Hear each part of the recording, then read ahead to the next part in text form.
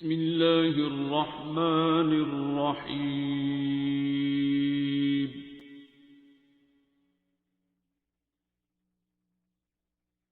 अर्रहमान। Thank you so much for coming sir. तो आज हमारा बहुत हॉट टॉपिक है, हम हार्ट के बारे में डिस्कस करेंगे। तो आप मुझे ये बताएं कि दिल की मेजर बीमारियां कौन कौन सी हो सकती हैं। दिल जिस्म के अंदर गोश्त का एक छोटा सा लोथड़ा है। ये बस जहन में रखें कि अगर ये बीमार हो जाए तो सारा जिस्म बीमार हो जाता है। ठीक है, कहने को ये छोटा सा एक मुट्ठी बराबर ऑर्गन है, यहाँ पे ऐसे पड़ा होता है और ये मूवमेंट है, इसको रेस्ट नहीं करता, ये इसने सोना नहीं होता। ठीक है, थकता नहीं है। इस किस्म में पूरी बॉडी के अंदर खून को पंप करना है। इसका एक स्पेसिफिक किस्म का स्ट्रक्चर है। 4 खाने हैं, 4 चेम्बर्स हैं, उनके दरमियान में एक वन वे वेल्व लगे हुए हैं। ठीक है, ये जो आम कहा जाता है ना जी वाल बांधने, ये वो गलत टर्म यूज़ होती है। वो खून की शरियानें बंद होती हैं। जो वाल हैं, वेल्व जो हैं, ये चारों चेम्बर्स के अंदर ऐसे दरवाजे हैं जो वन वे हैं। एक से खून दूसरे में जाता है, वापस नहीं आना चाहिए। वापस आए तो हम कहते हैं लीक कर गया। और उसको उतना पूरा नेचुरली खुलना चाहिए ताकि पूरा खून गुजरे। अगर वो फंस जाए, उसका कब्ज़ा फंस गया, वो तंग हो गया कुछ बीमारियों में, तो उसे हम स्टीनोसिस कहते हैं। बैक अगर आए तो उसे हम कहते हैं रिगर्जिटेट कर रहे हैं। उसकी वजह से फिर पीछे पाइपों पे प्रेशर आता है, अगर ऐसा हो जाए तो। अच्छा, ठीक है, और ब्लड प्रेशर क्रिएट हो रहा है या प्रेशर बहुत फॉल कर जाता है। तो ये जो हार्ट का अपना स्ट्रक्चर है, ये 4 खानों के साथ उसकी दीवारें हैं गोश्त की, उन दीवारों को पंप करने के लिए अपनी भी खुराक चाहिए। तो पूरे जिस्म का खून दिल के अंदर से गुजरता है, लेकिन वो उसके किसी काम का नहीं होता। जब वो पंप मारता है तो पूरे जिस्म को खून जाता है, फेफड़ों में जाता है। राइट साइड से जब राइट चेम्बर्स करते हैं तो फेफड़ों में जाता है, ऑक्सीजन लेता है, कार्बन डाइऑक्साइड वहाँ छोड़ता है और लेफ़्ट साइड के चेम्बर्स में आता है। और वो पंप मारते हैं तो शारक के ज़रिए, और फिर आगे पूरे जिस्म में सर से लेके पाँव तक खून जाता है और फिर वापस आता है राइट साइड पे। बिल्कुल ठीक है। इस दौरान जितनी उसमें ग़िज़ाइयत होती है और ऑक्सीजन होती है वो छोड़ता है सर के बालों से लेके पाँव के नाखून तक, और वापस कार्बन डाइऑक्साइड लेके फिर राइट साइड पे आता है और उसे क्लियर करता है। लेकिन इस सारे काम में जितना खून वो पर पंप या सर्कुलेट कर रहा है, वो दिल के अपने किसी काम का नहीं है। ट्रैफिक सार्जेंट के इर्द गिर्द गाड़ियाँ हैं, बैंकर के पास पैसे ही पैसे, लेकिन उससे किसी काम के नहीं है, उस गाड़ियाँ उसकी नहीं है। जिस तरह ये मेरे हाथ के ऊपर आप देख रहे हैं शरियाने हैं या खून की नालियाँ हैं, इस तरह जो दिल के पट्टे होते हैं, इनकी अंदर दोनों तरफ मिल के 3 बड़ी नहरें या 3 बड़े जो हैं पाइप्स हैं, उनसे छोटी छोटी नहरें आगे निकल रही हैं, छोटे छोटे पाइप्स निकल रही हैं, जो उसके पट्टे को, दिल का जो पट्टा है, उसको ताकत, ऑक्सीजन और सारा कुछ देती हैं। कब? जब दिल वापस रिलैक्स करता है, पंप करने के बाद खुलता है, जब फिर खून आता है, तो उस रेस्टिंग फेज में वो जो ज़रा सा रेस्ट उसको मिल रहा है, उसमें जो खून वापस प्रेशर से पाइप पंप कर थोड़ा सा वापस गिरता है, तो वो उसका जो फाइनल डोर है, उसके अंदर सुराख ऐसे बने हुए हैं कि वो नहरें जो हैं उनके अंदर वो खून वापसी पे गिरता है, बचा खुचा खून मिलता है उसको। माँ की तरह खुद आखिर में खाता है। ठीक है, अब इन नालियों के अंदर अगर घी जम जाए, ऑयल्स, या शुगर है, मीठा शीरा जम जाए, ये चीज़ें खून को थिक कर देंगी, गाढ़ा सा बन जाएगा। एक तो उसको पंप मारना मुश्किल है, ऊपर से इन नालियों के अंदर नॉन पल्सेटाइल जो बॉडी में जा रहा है वो पल्स के साथ जा रहा है, वो ट्रैवल करता है, हम नब्ज़ फील करते हैं। इसमें बैक प्रेशर से वापस आ रहा है, उसमें पल्स नहीं है, जोर नहीं है। तो इन नालियों में ज़रा सी भी रुकावट आएगी तो खून रुक जाएगा, तो उसके पट्टे को खून नहीं जाएगा तो एंजाइना होगा, दर्द होगी। ठीक है, एंजाइना बहुत और कॉमन है, एंजाइना बहुत दिल कॉमन की है। दर्द को कहते हैं। ठीक है, जब उसमें खून की कमी होगी, वहाँ ऑक्सीजन और ज़रूरी चीज़ नहीं पहुँच रही, खुराक नहीं पहुँच रही, शुगर नहीं पहुँच रही, तो दिल में दर्द होगी। और बदकिस्मती से अगर वो शुगर का मरीज़ है काफ़ी सालों से, तो उसे दर्द भी नहीं होगा, उसे पता नहीं चलेगा कि उसे क्या हो रहा है, मुझे घबरा पड़ रहा है, लेकिन उसने हाथ यूँ रखा होगा। दिल की दर्द अमूमन इस तरह नहीं होती कि आप उंगली रख के कहेंगे मुझे यहाँ दर्द हो रही है, वो दिल की दर्द नहीं होती। ठीक है। वो पट्टे की हो सकती है, हड्डी की हो सकती है, लंग की हो सकती है, खुराक की नाली की हो सकती है, गैस की हो सकती है। दिल की दर्द होगी तो उसने यूं हाथ रखा होगा, ये वो कहेगा यहाँ पे कुछ मुझे है, ठीक है।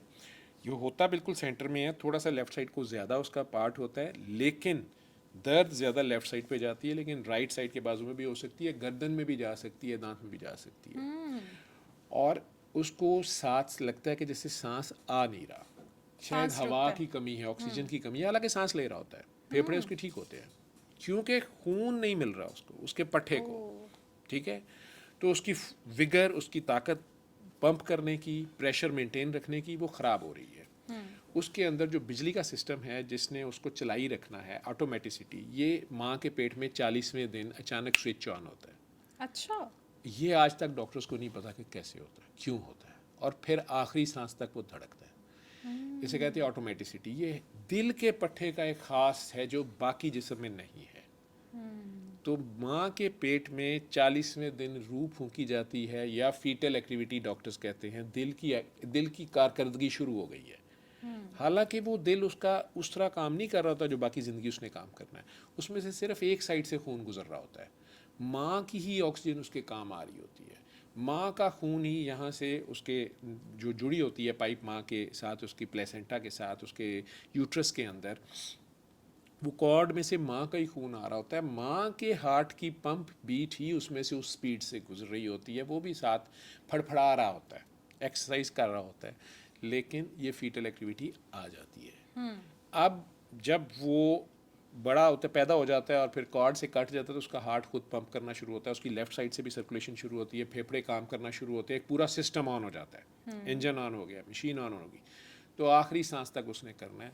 एक बात याद रखिएगा, आपका खुदा न खास्ता किसी भी इंसान का ब्रेन ख़त्म हो जाए, एक्सीडेंट हो गया, उसे कहते हैं ब्रेन डेड, वो बिल्कुल डेड हो गया, कोई हिस्सियात नहीं है, लेकिन उसका हार्ट चल रहा है, उसे मसनूई सांस की मशीन पे डॉक्टरों ने आईसीयू में लगाया हुआ है, या उसके जिस्म में कोई इन्फेक्शन हो गई, कोई भी मसला हो गया, बहुत सीवियरली सिक हो गया, खून सारा निकल गया, गलत ऑपरेशन हो गया, या बीमारी ऐसी फैल गई, ब्रेन डेड हो गया किसी भी वजह से, या गुर्दे डेड हो गए हैं, या लिवर डेड हो गया है, कोई मर्जी ऑर्गन, लंग्स डेड हो गए हैं या फेल हो गए हैं, फेलियर का लफ्ज़ हम बोलते हैं, liver failure, kidney failure, heart failure, lung failure, ये फेलियर तक ठीक है, लेकिन दिमाग टोटल डेड हो गया, आप उसे ब्रेन डेड कहेंगे, लेकिन उसे डेड नहीं कहेंगे।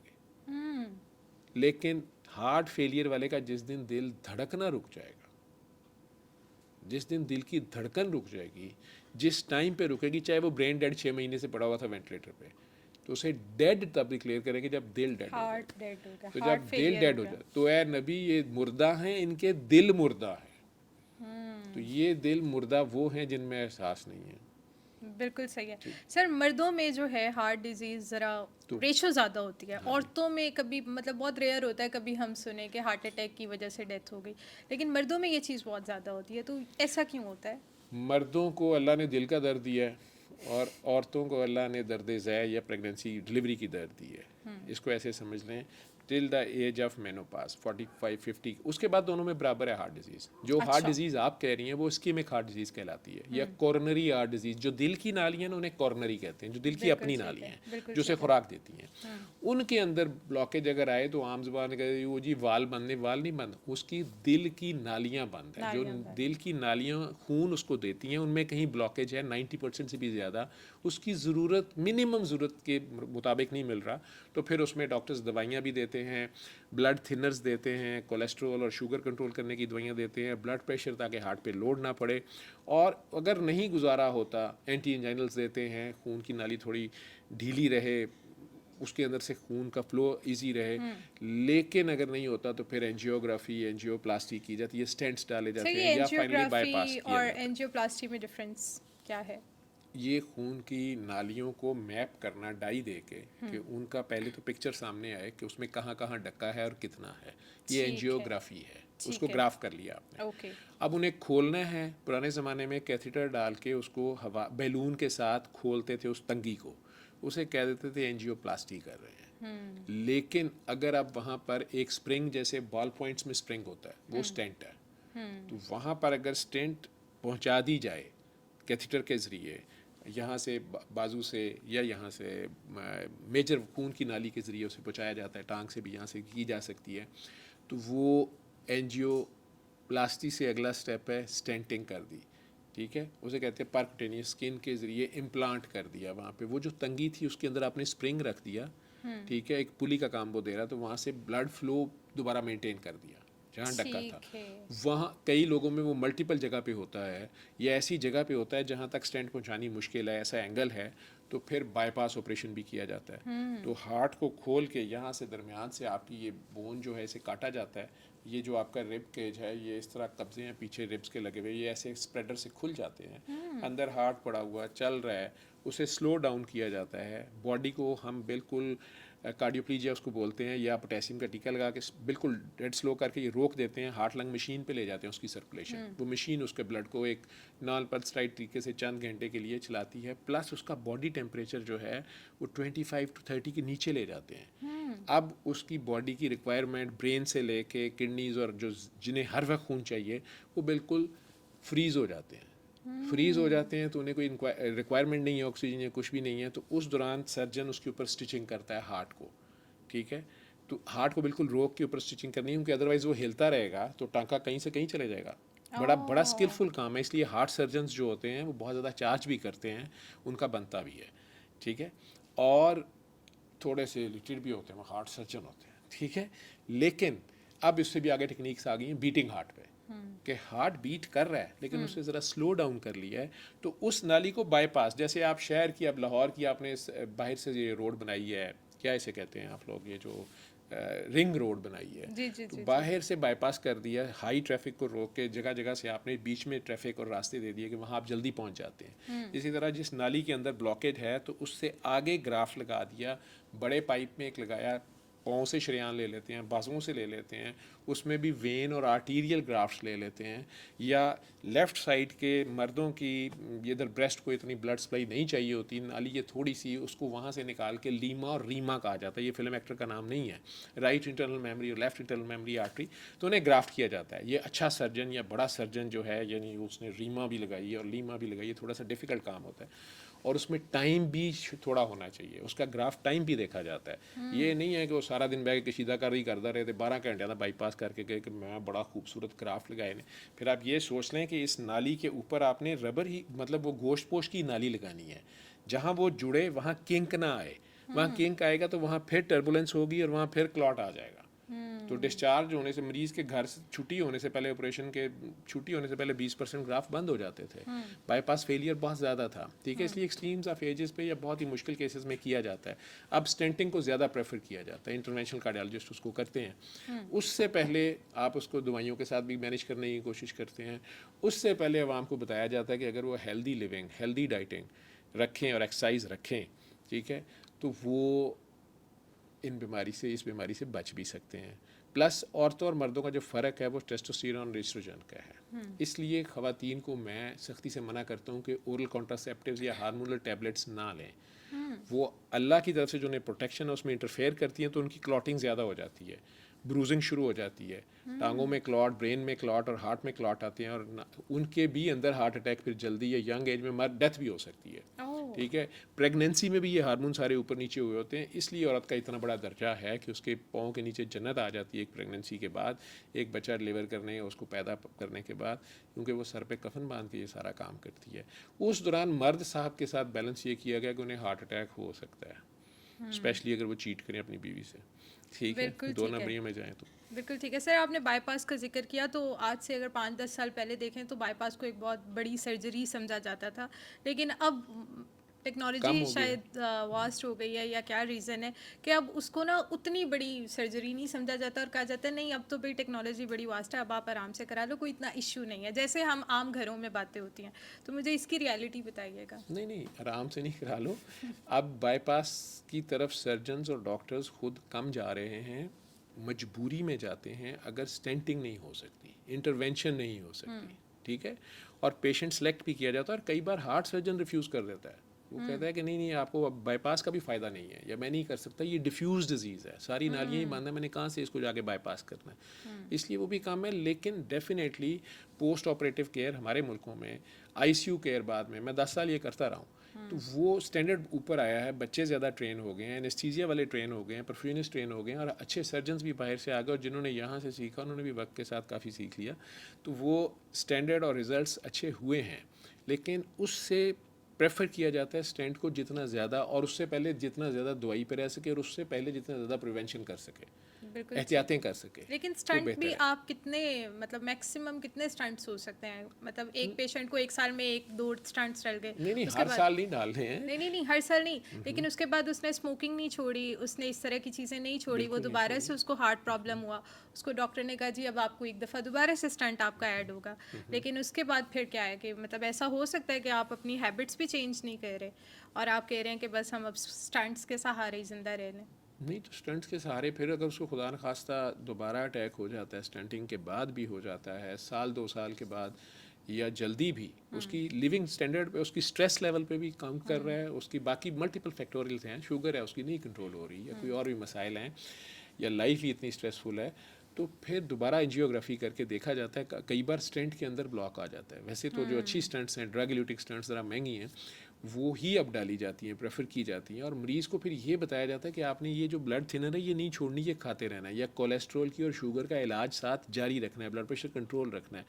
हमारे ऐसे ऐसे बादशाह लोग हैं कि वो ब्लड थिनर भी छोड़ देते हैं। छोड़ देते हैं, ठीक है। मेडिसिन नहीं खाते। इसी तरह दूसरी बीमारियां जो यंग बच्चों में होती हैं, कि उसको गला ख़राब हुआ था, रोमेटिक हार्ट डिजीज़ उसे बोलते हैं, या वो जरासीम का जहर जो था उसके हार्ट के वेल्व्स को पड़ा, उसका वेल्व बहुत लीकी था या बहुत तंग था, तो उसमें लोहे के वेल्व डाले जाते हैं, या इंसानों के जो मर गए, यंग एज में मर गए, या डोनेट कर गए, या उनके हार्ट से निकाल के वेल्व, बायोप्रोस्थेटिक वेल्व्स भी डाले जाते हैं, जानवरों से भी या इवन सूअर से भी लेके वो बनाए जाते हैं। पोर्सिन वेल्व्स भी अब बेहतर प्रेफर किए जाते हैं, मेटालिक वेल्व्स यंग लोगों में, उसमें भी ब्लड थिनर दिया जाता है कि नहीं तो ये वेल्व जो है इस पर जंग लग जाएगा, उसको समझाने के लिए कहते हैं इसमें जंग लगेगा, क्लॉट आएगा, ये बंद हो जाएगा तो घर ही मर जाएगा।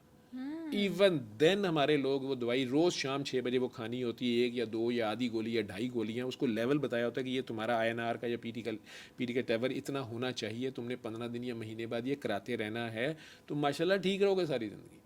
वो फिर गोली छोड़ देता है, फिर क्लॉटिंग करा के आ जाता है, कई बार फालिज करा के आ जाता है, या ज़्यादा गोलियाँ बादशाह लोग ने, मैं क्या 2 दिन नहीं सी खा दिया, आज मैं 5 इकट्ठियाँ खा लिया ने, वो नीचे से भी खून जारी हुआ, ऊपर से हुआ, या ब्रेन हेमरेज हो गई है, अब आ गया है, तो वो हार्ट के वेल्व्स के अंदर मसला होता है। फिर बच्चों को पैदाइशी सुराख होता है, कहते हैं जी दिल च सुराख है, बिल्कुल ठीक बिल्कुल है। ऐसे वो जो चारों खाने हैं, चारों बेडरूम हैं, उनके दरमियान में दीवारें हैं ना, वो छोटे बच्चों राइट और लेफ़्ट हार्ट के दरमियान में कई बार सुराख होते हैं। कई ऊपर वाले 2 कमरों के दरमियान है तो उसका तो पता नहीं चलता, 40-50 साल की एज में जाके पता चलता है। नीचे वाला का जल्दी मसाइल हो जाते हैं। फिर इनमें जरासीम जल्दी बैठते हैं, जहाँ पे भी गिरदाब बनेगा, भंवर बनेगा, खून घूमेगा, इकट्ठा होगा, तो वहाँ क्लॉटिंग होगी। वो कई बार क्लॉट आगे चला गया या उसमें जरासीम आ गया तो इन्फेक्शन बड़ी गंदी फैल जाती है। ये भी हार्ट ही की बीमारी हैं, लेकिन मेन हार्ट की बीमारी जैसे आप लोग समझते हैं वो इस्कीमिक हार्ट डिजीज़ है, जो हमारे माशरे में कॉमन भी है, शुगर वालों में, ब्लड प्रेशर वालों में, कोलेस्ट्रॉल वालों में, मोटों में, बैठे रहने वालों में, हार्मोनल इम्बैलेंसेस वालों में वो ज़्यादा हैं। स्ट्रेसफुल लाइफ में ज़्यादा सदमा एकदम पहुंचा दिया, उन्होंने हार्ट अटैक हो गया। बिल्कुल ऐसे, ठीक है। बिल्कुल ऐसे। फिर हार्ट ही अपनी बीमारी है जिसमें हार्ट का रिदम लाइफ है ना, तो दिल का रिदम अगर ख़राब हो जाए, उसका तालमेल ख़राब हो जाए, चारों खानों में जो खून घूम रहे हैं वो इरेगुलर तरीके से हो रहा है, उससे भी क्लॉट बन जाता है। उससे भी फालज और गुर्दे फेल और आंतों में क्लॉट और ये सारा कुछ हो सकता है, टांग काटनी पड़ सकती है। तो ये सारी बीमारियां गूगल से पढ़ के अपने ऊपर नहीं तारी करनी, वो डॉक्टर के पास ही जाना है। लेकिन वाइड यही करना है कि healthy living style, diet healthy, exercise और स्ट्रेस ना लें। बिल्कुल ठीक है सर। दिल की बीमारियां होने की मेजर रीजंस क्या बनती हैं? सिर्फ हमारे डाइट या स्ट्रेस, या इसके अलावा भी कोई ऐसी रीजंस हैं जिनका हमें पता नहीं है, अवेयरनेस नहीं है? नहीं, अवेयरनेस में पता लोगों को अब है, जैसे स्मोकिंग से मना किया जाता है, अल्कोहलिज्म से मना किया जाता है, सब्सटेंस अब्यूज़, ये नशे वशे जो हैं, ये सारे इनमें से बहुत सी ऐसी चीज़ें हैं जो यंग बंदे को ले जाती हैं, मर जाता है, घर में ही मर जाता है, ओवरडोज के साथ मर जाता है। ये सारी अपनी जगह पे हैं। मैंने कहा ना कि कुछ स्ट्रक्चरल डिफेक्ट्स हैं जो बाय बर्थ भी उसमें आ रहे होते हैं, जल्दी डॉक्टर्स को पता चल जाते हैं, उन्हें बता देते हैं कि ये ऑपरेशन से ही ठीक होंगे, या ये ऑपरेशन से नहीं लेकिन एक सर्टन एज पे जाके ऑपरेशन करा लेना, या इसमें ये डिवाइस लगा लो, बैटरी पेसमेकर लगवा लो हार्ट के रिदम के लिए। कुछ हैं जो बाद में डेवलप करती हैं, जैसे हार्ट की डिजीज़ अभी इंसान को इसके 100% नहीं पता।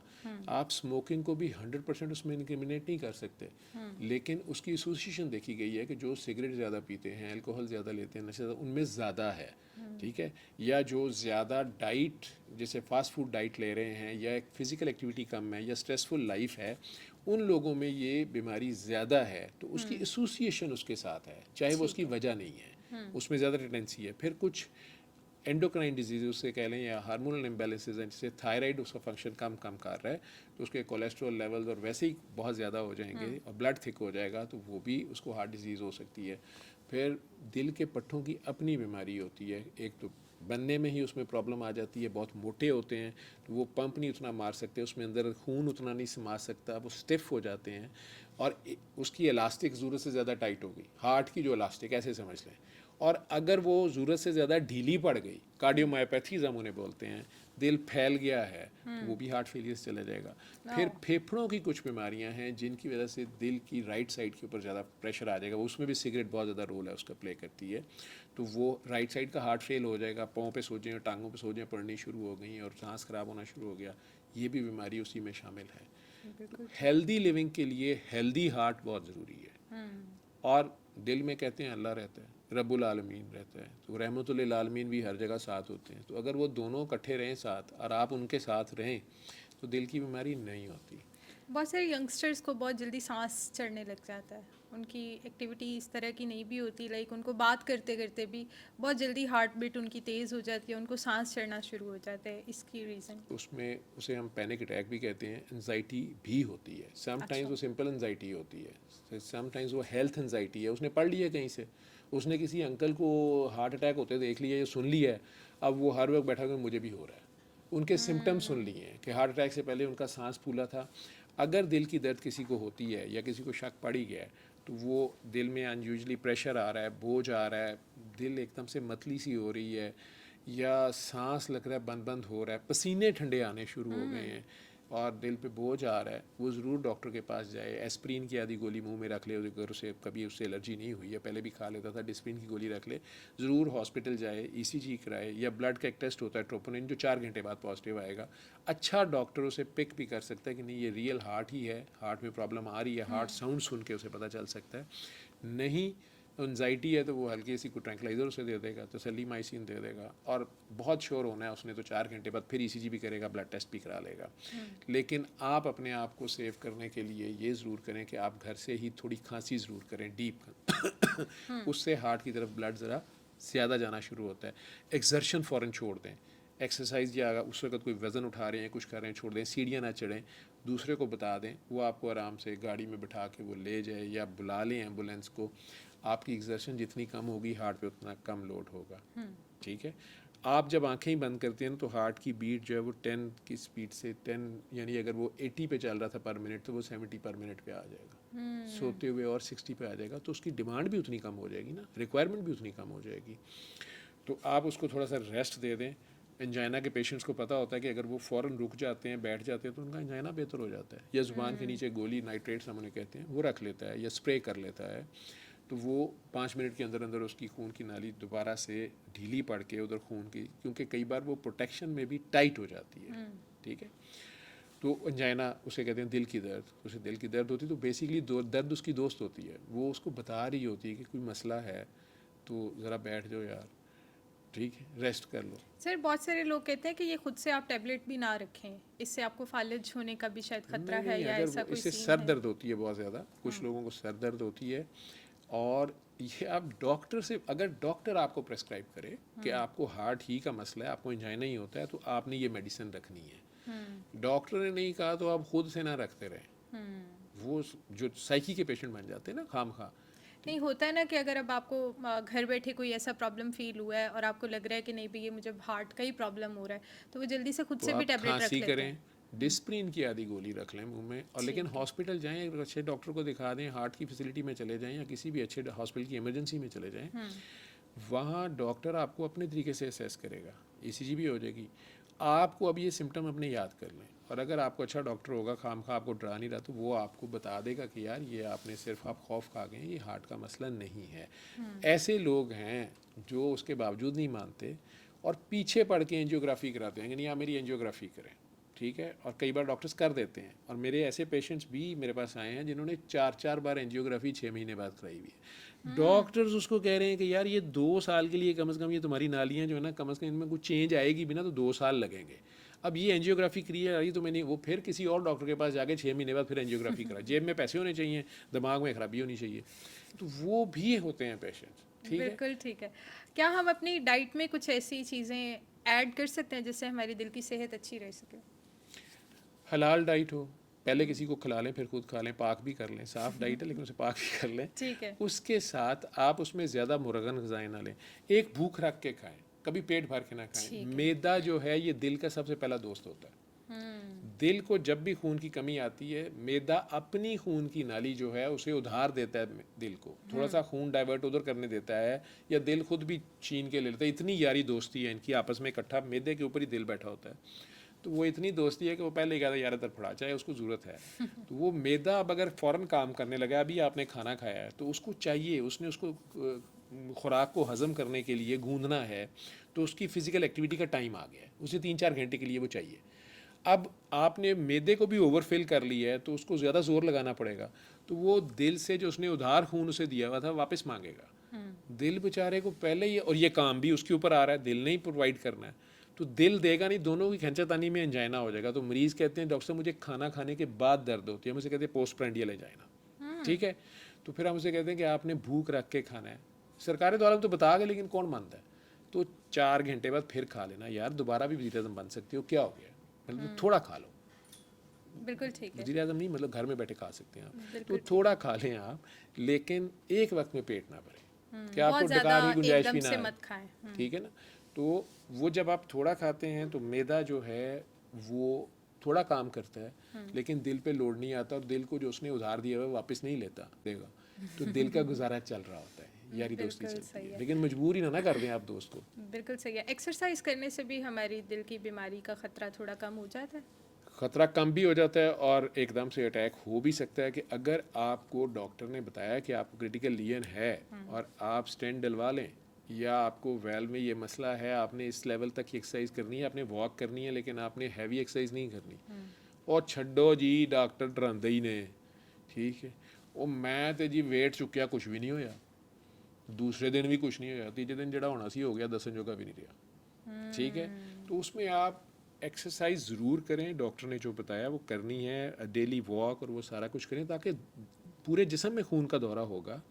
स्ट्रेस लेस लेके करें, स्ट्रेस लेंगे तो दिल बेचारा तो हाई अलर्ट पे ही रहेगा ना, उसको तो आराम का पहले नहीं मौका मिल रहा, ठीक है। इसलिए हम स्ट्रेस टेस्ट करते हैं, जो एक्सरसाइज ट्रेडमिल पे जो भगाते हैं, आप लोग तो ट्रेडमिल एक्सरसाइज के लिए यूज़ कर रही हैं ना, तो ट्रेडमिल जो मशीन पे हम भगाते हैं जिसे ETT कहते हैं, एक्सरसाइज टॉलरेंस टेस्ट, तो उस मरीज़ का किए इसलिए जाता है, या उसके साथ स्ट्रेस थैलियम कर लिया जाता है, डाई दे के भी हार्ट की इमेजेस लिए जाते हैं, कहाँ खून की कमी या ज़्यादती है, और क्या इतनी है कि उसके अंदर कल को स्टेंट्स डाल के, या कुछ वो रिवर्सिबिलिटी उसमें है कि नहीं है, ठीक है उसकी, या वो ऑलरेडी हार्ट का वो पोर्शन डेड हो चुका है, उसकी अब एंजियोप्लास्टी करने का या स्टेंट करने को फ़ायदा नहीं। डॉक्टर्स ये टेस्ट करते हैं, उससे पहले स्ट्रेस टेस्ट इसलिए किया जाता है कि ये हार्ट कितनी स्ट्रेस को टॉलरेट करता है, कितनी स्ट्रेस पे जाके इसको एंजाइना हो जाता है, उस हिसाब से भी डॉक्टर उसको गाइड कर देता है कि आपने ये करना है, ये नहीं करना, या खुदा न खास्ता अभी आपको हार्ट अटैक हुआ है, आपने रेस्ट करना है, और आपकी डाइट्स जो हैं बहुत हैवी ना हो, आपकी मुरगन ना हो, जूद हजम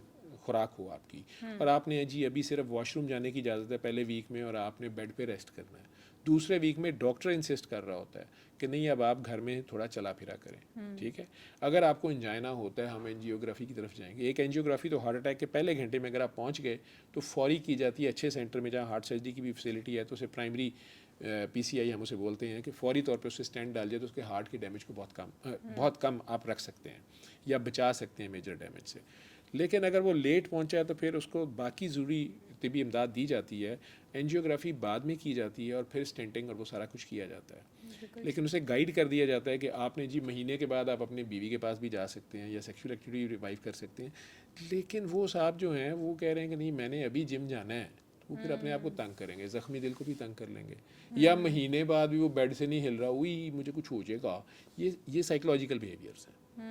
ठीक है, तो उसको ज़रूर अब एक्सरसाइज भी करना है, चलना फिरना भी है, और ताकि वापस वो लाइफ में आए, और उसका दिल जो है जब चलेगा, काम करेगा, नॉर्मल नेचुरल परफॉर्म करेगा, तो उसके अंदर इंटरनल एबिलिटी भी होती है हीलिंग की, ऑटो बाईपास भी हो रहे होते हैं, नए ब्लड वेसल्स भी बन रहे होते हैं, तो वो बनते हैं। लेकिन बाकी चीज़ें उसमें फिर दिल के मसले में वही आ जाएगा कि उसकी सोच पॉजिटिव हो, स्ट्रेस कोप करने की एबिलिटी हो, स्ट्रेसफुल लाइफ ना रखे, टेंशन ना ले, प्लस क्योंकि उससे एड्रेनलिन क्रिएट होगी और वो उसके हार्ट के ऊपर और स्ट्रेस लाएगी, हार्ट बीटिंग बढ़ा देगी, पैनिक क्रिएट कर देगी, प्लस उसकी डाइट जो है वो बैलेंस्ड हो और ओवर ईटिंग ना हो, प्लस उसकी जेन्युइन एक्सरसाइज हो एक मॉडरेट लेवल पे रहते हुए, और इसके साथ वो दवाई जो भी डॉक्टर ने दी है वो भी टाइम पे वो अपने ले, और मुकर्ररा मिकदार में जो डॉक्टर ने बताई है वो ले। और अगर डॉक्टर्स कह रहे हैं कि नहीं अब ये स्टेज आ गई है कि यहाँ पे स्टेंट डालें, कई कुछ डॉक्टर्स भी ज़्यादती कर जाते हैं, जी हेल्थ कार्ड दे मुफ्ती पैना पुआ लो, वाई मुफ्त में, अगर उसको ज़रूरत नहीं है, जितना नेचुरल रह सकते हैं उस पर रहें, या बाईपास करा लें, ये ज़्यादतियाँ होती हैं, उससे फिर काम ख़राब होता है, सारी फिर उसमें बदनाम होते हैं। लेकिन बहरहाल ज़्यादातर डॉक्टर्स जो होते हैं वो आपको सही मशवरा दे रहे होते हैं। सर हाइपरटेंशन और कोलेस्ट्रॉल का क्या ताल्लुक है दिल की सेहत के साथ, क्या ये भी बहुत ज़्यादा वही इंटरलिंक्ड ये है? चारों चीज़ें मैंने कहा ना कि आपको शुगर, आपको अपनी हेल्दी डाइट के साथ अपने कोलेस्ट्रॉल लेवल्स अगर हाई होंगे तो उसके अंदर क्लॉटिंग आएगी ना जल्दी, और ब्लड प्रेशर हाई होगा तो प्रेशर आएगा, तो ब्लड प्रेशर की दवाई भी उसने लेनी है। ये चारों चीज़ों को कंट्रोल करना पड़ेगा, उसके लाइफस्टाइल और डाइट को, उसके शुगर, ब्लड प्रेशर और कोलेस्ट्रॉल लेवल्स को, उसके मेटाबॉलिज्म जो है उसको भी कंट्रोल करना पड़ेगा, और अगर उसने सिगरेट पी रहा है तो उसको भी रोकना पड़ेगा उसको। ठीक है, क्योंकि उसकी निकोटीन और जो दूसरे उसके अंदर सिगरेट के अंदर और बहुत से ऐसे मादे हैं जो बॉडी को डिफरेंट जगह पे तंग करते हैं। कैंसर, बहुत से कैंसर हैं जिसमें स्मोकिंग की एसोसिएशन आ गई है। इसी तरह हार्ट डिजीज़ में बड़ी स्ट्रॉन्ग है, लेकिन ऐसे डॉक्टर्स भी हैं, बाईपास भी हुए हुए हैं मेरे उस्तादों में से, और साथ सिगरेट भी चोरी छुपे दफ्तर में तो पी जाते हैं, कहते हैं घर बेगम तंग करेगी, कहते की करिए यार अभी ज़रूरी है, बिल्कुल सही। पी भी लेते हैं, क्या हो सकता, फिर मरीज़ ख़राब होते हैं, कहते डॉक्टर साहब आप पी देना। तो ये तो है, अब किसी को आप ज़बरदस्ती तो नहीं कर सकते, लेकिन ये वो सजेशंस हैं। अब गूगल का पॉजिटिव फ़ायदा लें कि आपको अगर डॉक्टर ने वो डायग्नोज कर दिया है तो आप उसके बारे में अच्छा लिटरेचर पढ़ें और उसको अपनी लाइफ पे सिर्फ इम्प्लीमेंट करें अपने डॉक्टर की हिदायत के मुताबिक, खुद साइकी के पेशेंट ना बन जाए। बिल्कुल लेकिन ठीक है। दिल के मरीज़ अगर आप बन जाते हैं तो आपकी वर्किंग कैपेसिटी भी डाउन होती है, घर में भी एक फियर होता है, और एक 24 घंटे दिमाग में ये सोच पे डोमेकली सोड जो है आप पे लटक रही होती है कि किसी वक्त भी अटैक जो है वो जानलेवा हो सकता है, हो सकता है आप घर से हॉस्पिटल तक ना पहुँचे, किसी वक्त भी वाइंड अप हो जाए। सर ये हार्ट अटैक और हार्ट फेलियर, इसका क्या मेजर डिस्क्रिमिनेशन क्या है? हार्ट अटैक वही है कि जब उसके अंदर खून की सप्लाई एकदम बंद हुई किसी ख़ास पट्टे के, दिल के पट्टे के किसी एक ख़ास पोर्शन को, तो उससे डेथ भी हो सकती है या दर्द शदीद हो सकती है। और हार्ट फेलियर ये है कि उसके बाद हार्ट की जो पंपिंग थी, जो उसका मेन फंक्शन है, वो अप टू द मार्क नहीं कर रहा। जब वो खून को पीछे से खींच के आगे, एक मोटर है वो पीछे से खींच के आगे सप्लाई नहीं कर रही, वो सर्कल नहीं चल रहा, तो ब्लड पीछे रुकेगा, खून के पाइपों में पीछे रुकेगा, तो खून जो ऑक्सीजन नहीं लेनी थी वो उतनी तेज़ी से शामिल नहीं होगी, और जो कार्बन डाइऑक्साइड वॉश होनी थी लंग्स में जाके वो उतनी तेज़ी से आगे नहीं जा रही, तो जो गंदे मादे हैं वो भी रुक रहे हैं, प्लस नया फ्रेश ऑक्सीजन और ग़िज़ाइयत उस तरह सप्लाई नहीं हो रही है, तेज़ी से खून का दौरा नहीं हो रहा है। हार्ट जिस वक्त उसका पंप बैठेगा, उसकी इजेक्शन फ्रैक्शन उसे कहते हैं कि वो एक बार में जो उसमें खून आ रहा है उसने उसमें से 60-70% को थ्रू करना होता है आगे, वो उसकी बजाय 30 और 20% रह गई है, बाकी उसी के अंदर खून रुक रहा है, फिर वो पीछे फेफड़ों में रुक रहा है, तो फेफड़ों में पाइप से बाहर आएगा, फेफड़े गीले हो जाएंगे तो कहेंगे पल्मोनरी एडीमा हो गया, फेफड़ों में पानी आ गया, उससे बैक पे जाएगा तो लिवर फूल जाएगा, पेट में या टांगों पे जो है स्वेलिंग पड़ जाएगी, ठीक है, और पाँव पे सोजें पड़ जाएंगे कि ये हार्ट फेलियर, CCF, ये कंजस्टिव हार्ट फेलियर है, ठीक है। दोनों ही पंप, दोनों राइट लेफ्ट के उसके चेंबर्स दोनों ही काम नहीं कर पा रहे, तो उसकी वजह से चाहे वो वेल्व तंग होने से हुए हैं, वेल्व लीक होने से हुए हैं, या दिल का पट्टा जो है वो वीक होने से हो गए हैं किसी वजह से, उसकी वजह से जो हार्ट की पंपिंग एबिलिटी है जब वो कंप्रोमाइज़ कर दे तो कहेंगे हार्ट फेलियर हो गया, हार्ट का फंक्शन अब नहीं कर रहा ना वो, तो वो फेल हो गया, ठीक है। अगर वो फंक्शन ठीक कर रहा है, चाहे उसे दर्द शर्द हो रही है, चल फिर रहा है, तो वो फेलियर में नहीं है, उसे एंजाइना हो रहा है, और वो एंजाइना अगर आधे घंटे से ज़्यादा प्रोलॉन्ग कर गया और दिल का पट्टा डेड हो गया तो इसे कहेंगे हार्ट अटैक हो गया। उस हार्ट अटैक से हार्ट फेलियर हो सकता है। ये दोनों बिल्कुल चीज़ें ठीक है सर। जब बच्चे पैदा होते हैं ना, वो बहुत सारी दिल की बीमारियों से मतलब कुछ बच्चे गुजरे होते हैं। लाइक जैसे आपने एक का तो जिक्र कर दिया कि दिल में सुराख होता है, दिल फैल जाता है। अक्सर हम सुनते हैं जी बच्चे का दिल ही बड़ा है। तो इनके पीछे रीजंस क्या होती हैं? क्या इस चीज़ को रोका जा सकता है कि ये बस अल्लाह ताला की तरफ से ही होता है? नहीं नहीं, अल्लाह ताला ने किसी को बीमार बच्चा दे के क्या करना है? ठीक है, अल्लाह ताला ने तो 40वें दिन अमानत रख दी। वो 9 महीने माँ और बाप ने उसके साथ क्या सलूक किया, माँ किस कंडीशन से गुजर रही थी। जो पढ़ी लिखी कौमें हैं, जो पढ़े लिखे घर हैं, वहाँ माँ को बहुत अच्छा इन्वायरमेंट दिया जाता है, उसको एक हेल्दी लिविंग दी जाती है। सिर्फ हेल्दी डाइट ही नहीं, उसको स्ट्रेस नहीं दी जाती। लेकिन अगर माँ शदीद स्ट्रेस में है या नशा कर रही है या उस तरह की मेडिसिन ले रही है या शदीद गुस्से में है, इसको ऐसे समझ लो कि उसके अंदर 2 खून हैं जो मिक्स हुए हैं, बाप और माँ का, ददियाल और ननिहाल का। 2 मोबाइल कंपनियों ने मिल के एक सिम बनाई है, अभी वो प्रोजेक्ट तैयार हो रहा है। उसमें एक कंपनी के सिग्नल्स और दूसरी के आपस में लड़ाई हो गई है, तो वो बच्चे का हार्ट भी डेवलप नहीं होगा जिस तरह बाकी बॉडी भी नहीं डेवलप होगी। तो बच्चा बीमार नहीं होता, माँ बाप ही बीमार होते हैं।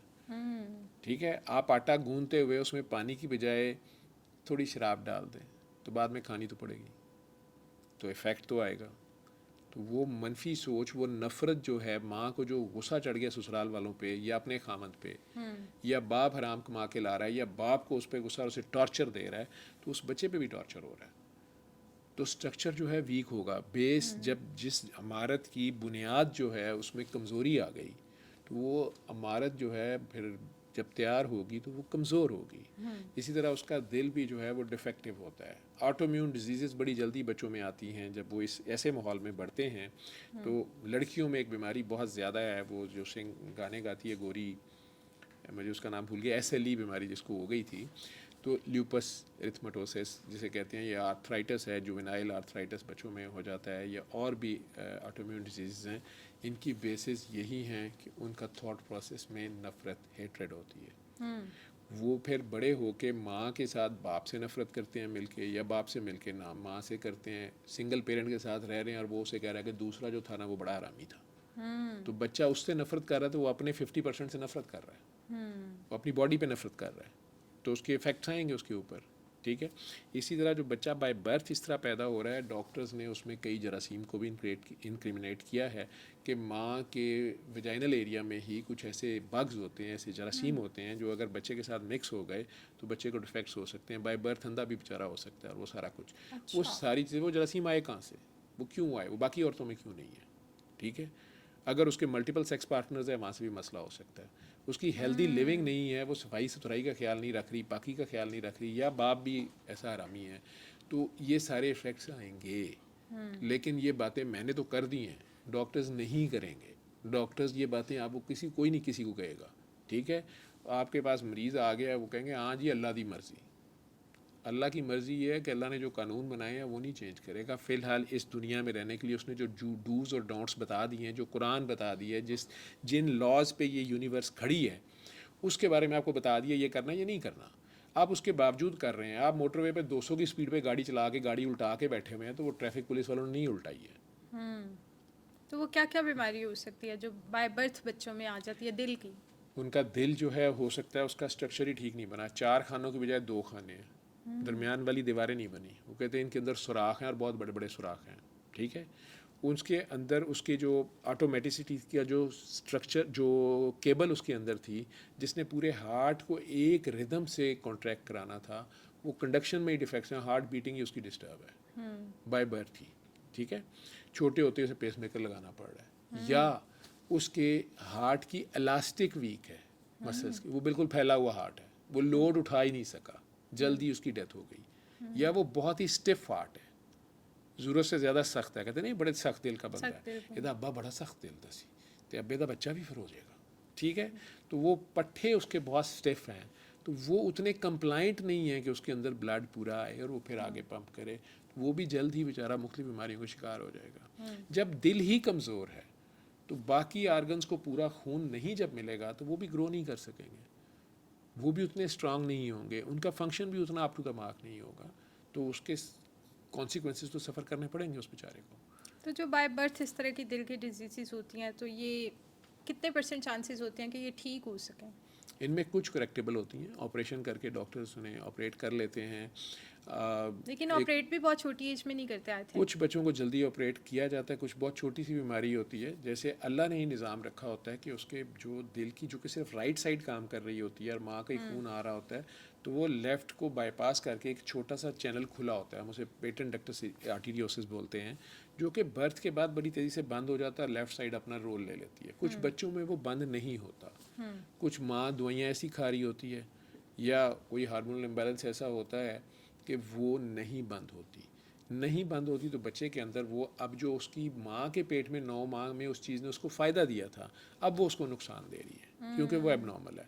उसको जो ही जल्दी पता चलता है, डॉक्टर्स स्टेथ से सुनते हैं, तो वो जब पता चल जाए तो बिल्कुल ऐसे ही है जैसे अपेंडिक्स का ऑपरेशन है, दूसरा यूँ समझें कि हार्ट का एक छोटा सा माइनर ऑपरेशन है, वो छोटे बच्चे पे भी कर दिया जाता है, उसको एक गिराई मारनी होती है, छोटे साइड से खोल के भी मार देते हैं, कर देते हैं। लेकिन इसी तरह वैल्व हैं उसके, उन्हें दोबारा रिकन्स्ट्रक्ट भी किया जा सकता है जो लीकी हो गए हैं, या उन्हें टोटल चेंज किया जाता है।